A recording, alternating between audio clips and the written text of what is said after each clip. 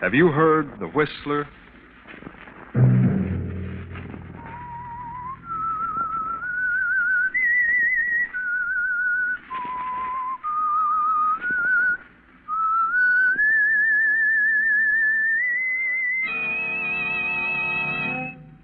I'm the Whistler. I must kill Henry. I must kill Henry. That was Ambrose Brent, official of an airplane plant. He found strange notes in the night. You better get away, Ambrose. Take a good long rest. The sooner the better. That was Henry Pierce, Ambrose's partner. He was growing fearful of Ambrose. Get this prescription filled, Ambrose. It'll make you sleep. And you'd better get away. And that was Ambrose's friend, Dr. Fenwick. And this is Ambrose's wife, Doris. What's happened, Ambrose? Look at me. What have you done? Another Saturday night, and again CBS presents The Whistler.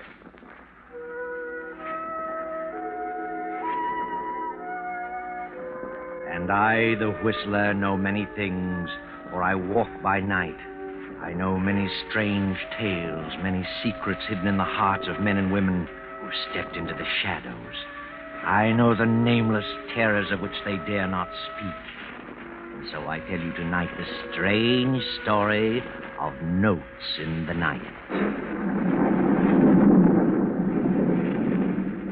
A storm rages wildly over the countryside. Beyond that long row of trees stands a lonely house half hidden in the darkness of the night. Not a single light appears from any of its many windows. But up there in that room with the large window, a man stirs fretfully in his sleep. The man is Ambrose Brent, an official of an airplane plant. But it's not the storm that stirs his uneasy slumber. It's something else, something far more sinister, something that has happened many times in the past few weeks. Now he stirs again, moans loudly, and suddenly sits bolt upright in his huge bed. Who's there? Who's there, I say? It's funny. I have sworn I heard something. I swear I felt someone in the room. Turn on the lamp, Ambrose. You'll see. I can't imagine what's happening to me. It's just nerves, I guess. It's just... Good Lord. Another note. Another one. I must kill Henry. I must kill Henry. That's the third note this week in my own handwriting. I've got to do something. I've got to tell someone.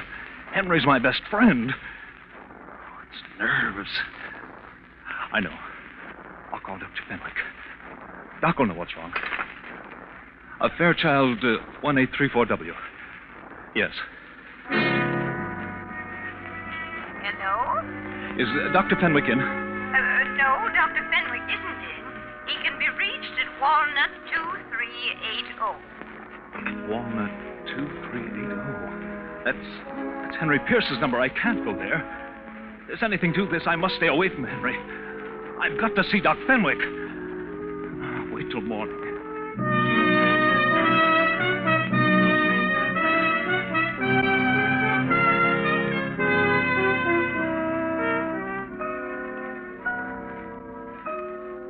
Well, hello, Ambrose. Sit down. What's wrong? Doc, I've got to talk with you. Oh, of course, Ambrose. Why not? What's up? Something's wrong with me. Terribly wrong. Oh, yeah? Read this note. No? I must kill Henry. Henry? I must kill Henry? I don't get it. What has this to do with your trouble? I wrote it. You did? Well, really? And why did you write it? I don't know. I don't remember writing it, but I know it's in my own writing. And that's it. Who's Henry? Henry Pierce. Who else? Have you been drinking, Ambrose? Not a drop, I swear. Well, look, old boy, you'd best sit down. Ah, that's better. Now, when did you write this? I don't know. I found 6 notes just like that. 6? Where? On the nightstand beside my bed. Are you sure it's your writing? Well, doesn't it look like it? Yeah, certainly does. Tell me, how many hours have you been putting in at the plant lately? Oh, too many. I'd better give you a thorough going over, Ambrose. But why should I write such notes? I don't know. Mind plays queer tricks on us sometimes under undue strain. You'd better slow down. That's my best prescription. Take it easy. Get out of town as soon as possible. Yes. Yes, I guess you're right. Here, I'll give you something for your nerves. Thanks. Doctor, you don't think I'm losing my mind, do you? No, Ambrose. You're just terribly upset, that's all. Here. Here's your prescription. You better get it filled tonight. Thanks. I'll leave Saturday. You don't think there's anything wrong with me? Mentally, I mean. If you're in town after Saturday night, I'll drag you out with my own two hands. Good night, Doctor. Good night, Ambrose. Sleep tight. And don't think about anything.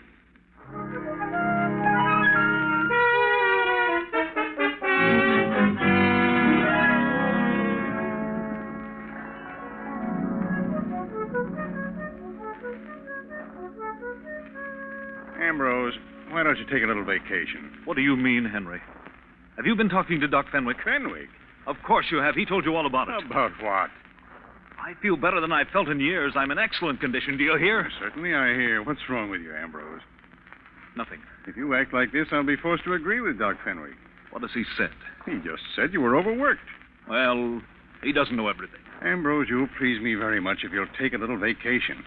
Did Doc Fenwick tell you what was bothering me? Yes, he did, Ambrose, and I think you'd better get away as soon as possible. Oh, I'm sorry, Ambrose, but don't worry. Everything will be all right. Then you're not worried? You're not upset about it? Certainly not. Why should I be? Please believe me, Henry, I wouldn't do such a thing. I've never even thought of such a thing. I'd kill myself first. You do believe me, don't you? Huh? Why, of course I do, of course. I wouldn't kill you. I have no reason. Shall I drive you home, Ambrose? No, I'll get home. I'd better leave tomorrow, hadn't I? I'll go up to my place in the mountains. There's no one there. My wife has gone to Palm Beach. Yes, Ambrose. You better leave tomorrow. Yes. Doris will be back from Palm Beach in 3 weeks. That'll be long enough. I'm sure you'll find things different when you return. Quite different. Good night, Henry. Goodbye, Ambrose. Sleep tight and don't think about anything.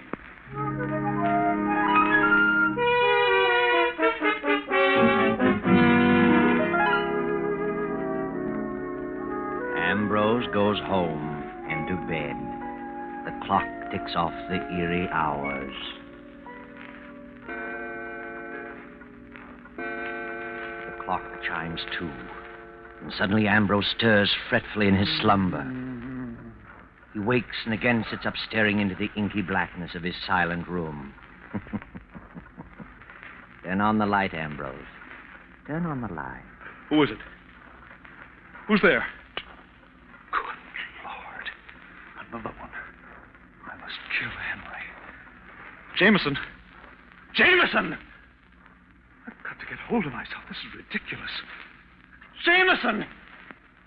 I'm losing my mind. I must be. Did you call me, sir? Yes. Yes, I called you. I thought I heard a scream. A scream? No, What time is it? It's long after midnight, sir. It's 2:00. 2:00? Oh. Pack my bag.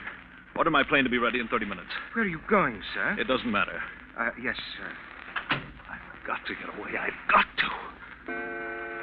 2:15. I must get away. I must. I'm mad. I must be. Jameson! Jameson! The car is at the door, sir. Then come on with the bag. Where are you going, sir? I don't know where I'm going, Jameson. Understand? Yes, sir, I understand. Good night, Jameson. Goodbye, sir.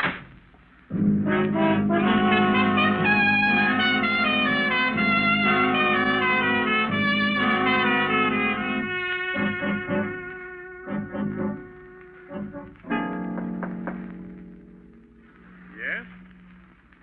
Yes? Who is it? What do you want? Come in. Ambrose, is that you? What on earth are you doing here at 2:30 in the morning? What's wrong? I say, what's wrong with you? I must kill Henry. I must kill Henry. Ambrose, put up that gun. No, don't, Ambrose. Don't. I must kill Henry. Don't, you're mad. Don't come near me. Don't.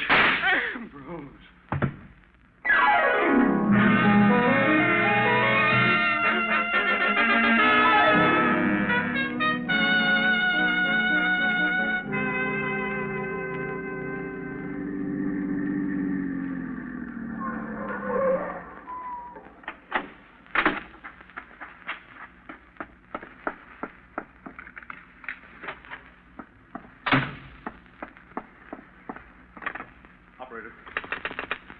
Operator, I want Dr. Fenwick in New York.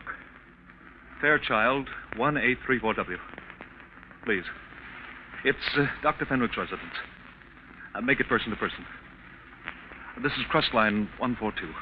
I've got to talk to someone. I've got to. I can't stand this silence, this being alone. Hello? Oh. I see. No, never mind. I'll call tomorrow. Put up your hands. Don't move. Doris. Ambrose. What on earth? What are you doing here? Why, what are you doing here? I thought you were in Palm Beach. What are you doing up here in the mountains? I changed my mind. I decided to come up here. Why didn't you let me know? I didn't think about it. I was going to phone you in the morning. Well, how did you find time to get away from the plant? I thought you were too busy to eat. Well, I decided I needed to rest, so I... It's an early hour to arrive. 5 a.m. Is it? Well, you see, it occurred to me on the spur of the moment. I flew up. Well, what are you staring at? I'm not staring, Ambrose. What's wrong? What's happened? Nothing. I came up here because... Because what? What are you talking about, Ambrose? Are you ill? Yes. Yes, that's it. I'm ill, very ill. Yes. Get the doctor. What doctor? There's no doctor near here. Get Dr. Fenwick. He knows. Dr. Fenwick? He's the only one who knows. Except Henry. Are you out of your mind? No, I'm not. Do you hear? It's a lie. I'm not crazy. I won't be crazy. Oh, Doris, what's happened to me? What's happened? Oh, poor Henry. Ambrose, look at me. What have you done? What have you done? Let me alone. I'm going to bed. I want to get some sleep.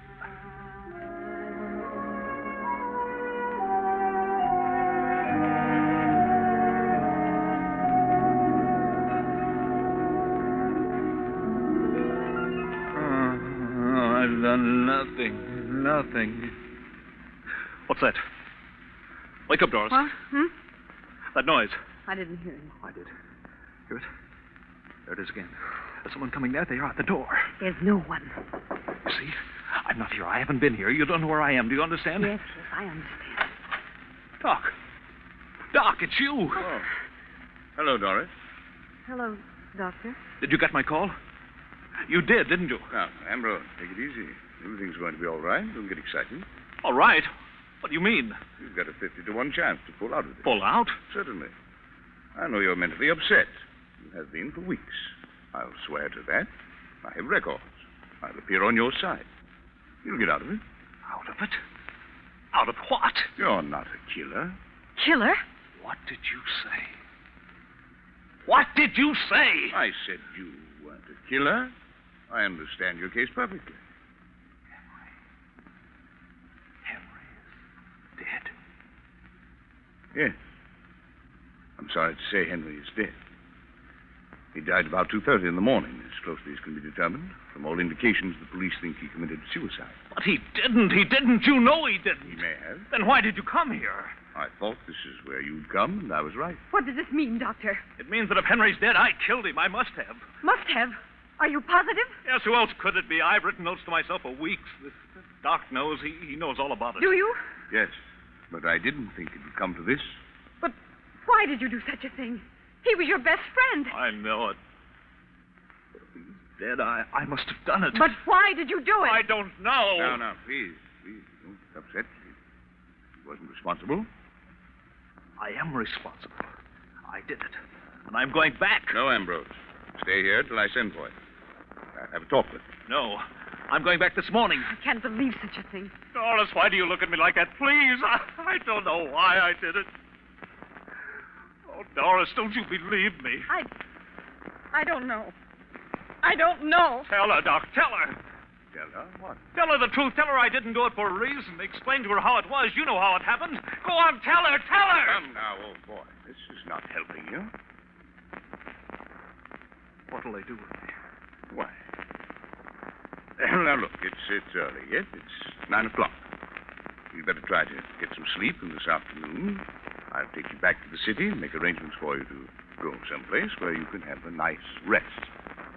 What kind of a place? Why, rest home. I know a nice, quiet place.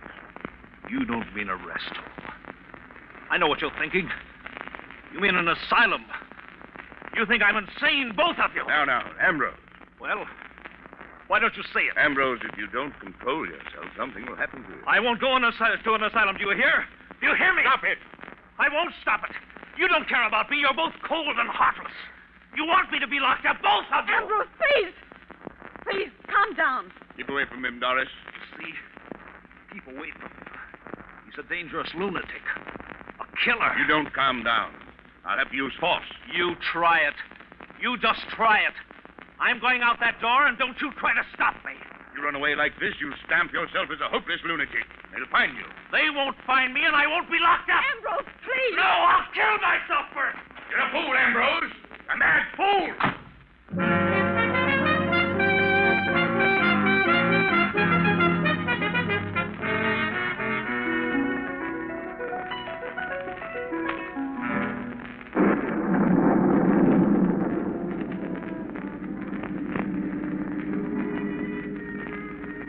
Now you've done it, Ambrose. You've really made a mess of things. You're a fugitive now. They'll throw out a dragnet. You'll have to run and hide and sneak, afraid of every shadow. You'll have to run, Ambrose. Hide and sneak and run for the rest of your days. Ambrose Brent, fugitive. Henry's dead. Henry's dead. Henry's dead. Ambrose Brent, fugitive. Ambrose Brent, 5 feet 8. 150 pounds. Brown hair. Blue eyes. Wanted for murder.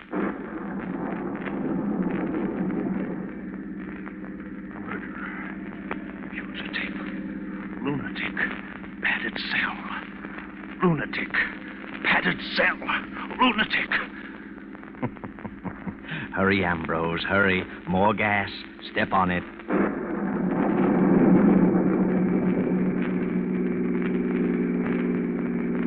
What's that? A sign, Ambrose, and a red flag swinging in the road. 2 men in black rubber coats. Too late to turn around now. What's your hurry, mister? Driving pretty fast for a storm like this, ain't you? Who are you? What do you want? State police. What are you stopping me for? We're stopping everybody. Why? We're looking for someone. Looking for someone? Who? A fugitive. A murderer? We didn't say what he'd done. Let's have a look at your driver's license. Driver's license? Why,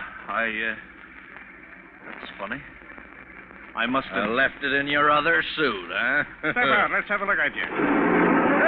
Hey, you come back here.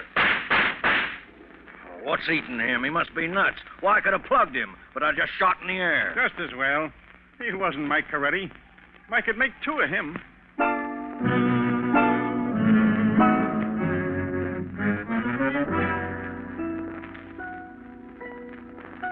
Know where you are now? Recognize this room? That's right. It's the room of death, where Henry was murdered the night before. His body has been removed, but the pad on his desk is still there, smeared with a large brown stain. There are 5 people in the room: Dr. Fenwick and Doris Brent, Jameson the Brent's butler, Inspector Fields, and Carnes of the District Attorney's office. The inspector is speaking. District Attorney Carnes had an appointment with Henry Pierce. It was he who discovered the body this morning. Pierce had been dead about 7 hours. Right, Mr. Carnes? That's right, Inspector Fields. We attempted to reach Mr. Brent and were told by Jameson, the butler, that he left town at 2 in the morning. He told us about the place in the mountains, and there we reached you, Mrs. Brent. You've no idea where your husband is, Mrs. Brent? Not the slightest. Your butler said you had gone to Palm Beach. Yes, I started for Palm Beach, but I changed my mind and went to the mountains. And your husband came there last night? Yes, it was about 5 in the morning. About 9 o'clock. I flew up to the cabin and got there a few minutes before 9. Why did you go there, Doctor?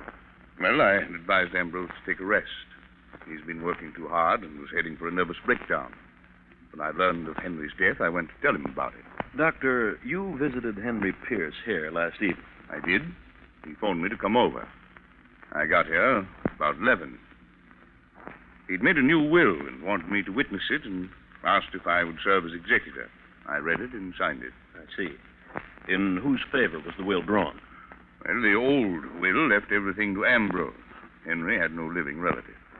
But because of Ambrose's mental condition, he decided to leave everything to Doris, Mrs. Brent. That's correct. I found the will on the desk. Was Ambrose Brent your patient? Yes, of course. What was his trouble? Too much work. He had a great responsibility. Did you think he was losing his mind? No. Did he think so? Well, he was terribly upset. He'd been having hallucinations. Doctor, when was the last time you saw him prior to finding him in the mountains? The evening before Henry died. I wrote him a prescription. Mm-hmm. And where did you go after you left Henry Pierce last night? I told my servants that I was going out of town for a holiday, but it was storming so when I left Henry that I decided to stay at my club. Mrs. Brent, did your husband, Mr. Pierce, ever quarrel? Not to my knowledge. They were the best of friends. I see. Have you told us all you know, Dr. Fenby? No. Then I think you should. What was it that bothered Ambrose Brent? Well, he said he had been writing himself notes. They were all alike, in his own handwriting, and all said the same thing. I must kill Henry. I didn't know this. Certainly not. That was the patient's private business. I thought that if I could get him away for a rest, he'd pull out of it. There you are, Carnes. Must have been on his mind. Yes, but what's the motive?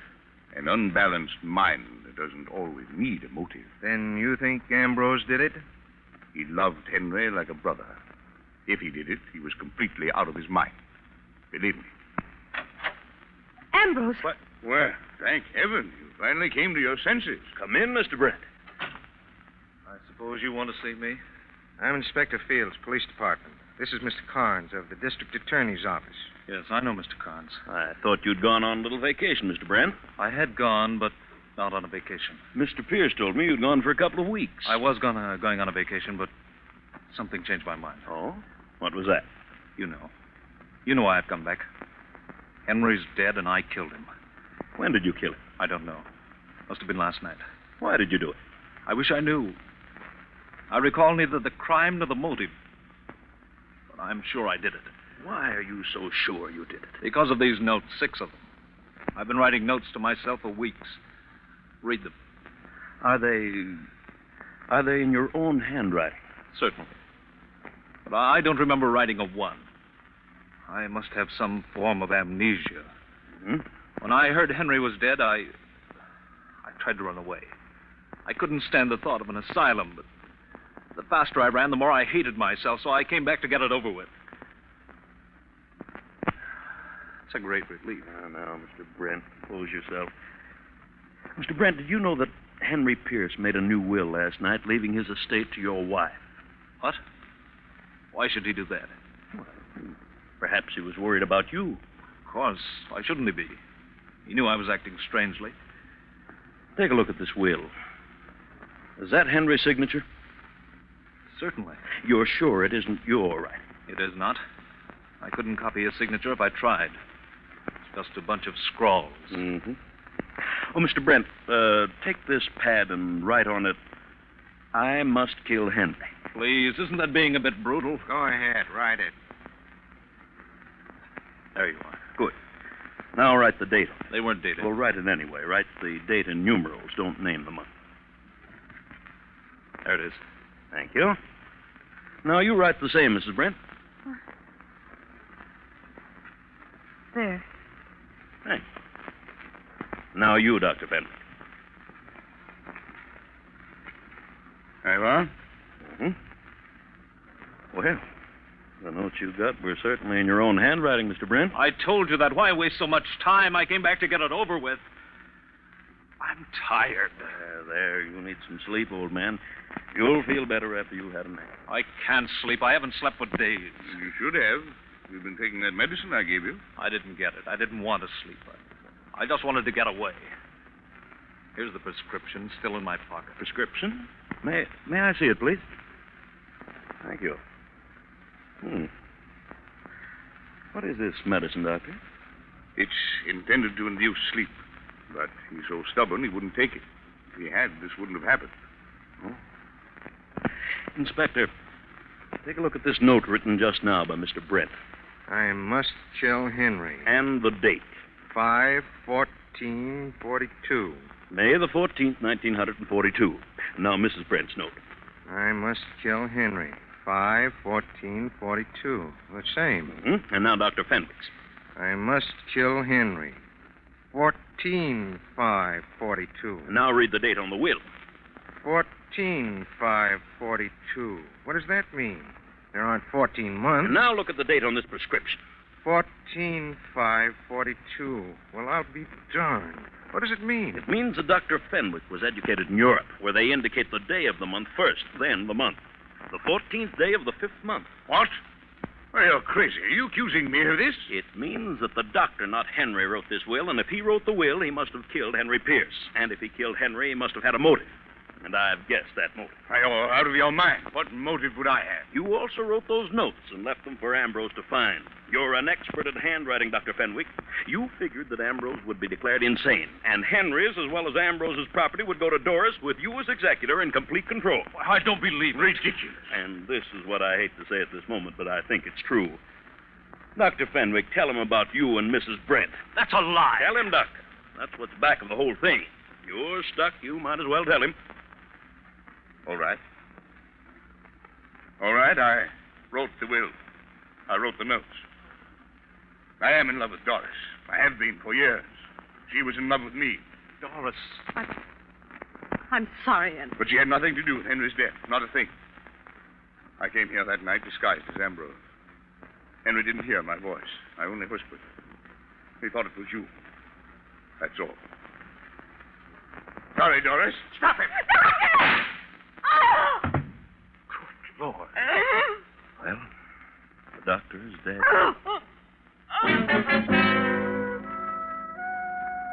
The doctor's dead, yes. But that's not all, not quite. There's something troubling the inspector, and you, Ambrose, and you too, Doris. How was it that Mr. Carnes first got wise to the doctor? How did the doctor slip up? How did he show his hand? I know. And so does District Attorney Carnes. Go ahead, Mr. Carnes. Tell us. Well, the doctor said he had gone to the cabin to tell Ambrose of Henry's death. He arrived at the cabin at 9 a.m. I didn't discover the body till 10 a.m. and gave strict orders that it was not to be announced until we'd inspected everything thoroughly. Therefore, the only way the doctor could have known about the murder was to have been present when it happened. So you see, the doctor didn't go to the cabin to inform Ambrose. He went there to meet Doris. And when he was surprised by Ambrose, he used the death of Henry as an excuse for his coming.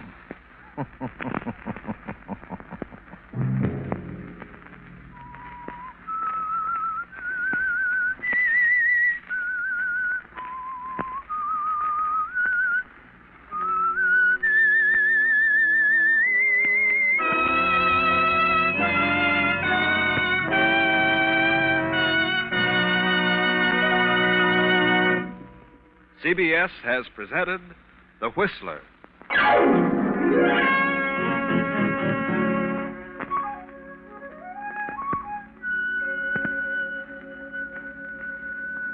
Original music for this production was composed and conducted by Wilbur Hatch. Tonight's Whistler story was written and directed by J. Donald Wilson and originated from Columbia Square in Hollywood. Next week, same time, I, the Whistler, will return to tell you the incredible story of the Draft of Death. Good night. this is the Columbia Broadcasting System.